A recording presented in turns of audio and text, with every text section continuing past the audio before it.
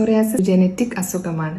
അതായത് നമുക്ക് സോറിയാസിസ് വരാനുള്ള ജീൻസ് ഒന്നുകിൽ നമ്മുടെ പാരൻസിൽ നിന്നോ ഫാമിലിയിൽ നിന്നോ നമുക്ക് ഇൻഹെറിറ്റ് ചെയ്ത് വരാം, അല്ലെങ്കിൽ സ്വതവേ നമ്മുടെ ജീൻസിലും വരാം. പിന്നെ ചില environmental factors, immune mediated factors വേണം ഇത് മാനിഫെസ്റ്റ് ചെയ്യാൻ വേണ്ടിയിട്ട്.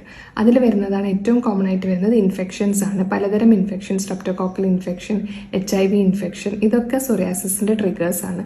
അതുപോലെ നമ്മുടെ ബോഡിയിലെ കാൽഷ്യത്തിൻ്റെ അളവ് കുറഞ്ഞാൽ, സ്ട്രെസ്സ് കൂടിക്കഴിഞ്ഞാൽ, ആൽക്കഹോൾ സ്മോക്കിംഗ് കൂടുതൽ യൂസ് ചെയ്ത് കഴിഞ്ഞാൽ, അല്ലെങ്കിൽ റെഡ് മീറ്റിൻ്റെ കൺസംഷൻ കൂടിയാൽ, ഇതൊക്കെ സോറിയാസിസിൻ്റെ ട്രിഗേഴ്സ് ആണ്.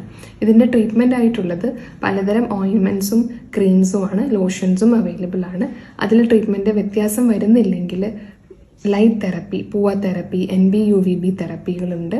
അതിലും വ്യത്യാസങ്ങൾ വരുന്നില്ലെങ്കിൽ, അല്ലെങ്കിൽ ഹോൾ ബോഡിയിൽ സോറിയാസിസ് വരികയാണെങ്കിൽ മെത്തോട്രെക്സേറ്റ്, സൈക്ലോസ്പോറിൻ, എസിട്രറ്റിൻ പോലെയുള്ള മെഡിസിൻസും അതുപോലെ ഇമ്മ്യൂൺ തെറാപ്പിയും ഇപ്പോൾ അവൈലബിൾ.